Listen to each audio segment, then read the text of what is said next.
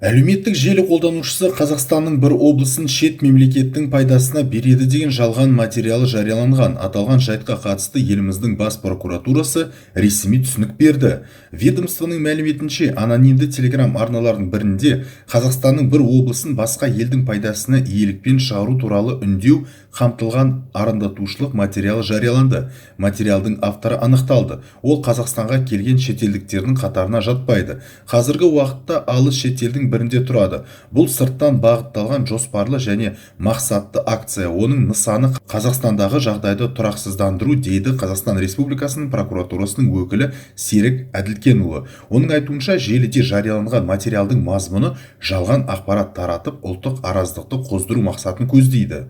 Материалда көрсетілген әрекеттер Қазақстан Республикасының қылмыстық кодексінің 174-ші, 180-ші және 274-ші бабы бойынша қылмыстық жауапкершілік пен жазаға әкеліп соғады. Аталған сепаратистік шақырулар фактісі бойынша 5 жылдан 10 жылға дейін бас бостандығынан айыруды көздейтін Қазақстан Республикасының қылмыстық кодексінің 180-ші бабының 2-ші бөлігі бойынша қылмыстық іс қозғалды. Осыған байланысты азаматтарды арандатушылыққа берілмеуге шақырамыз. Осы секілді материалдар мен үндеулерді жариялап таратушылар қатаң қылмыстық жауапкершілікке тартылатынын назарға саламыз, дейді ол.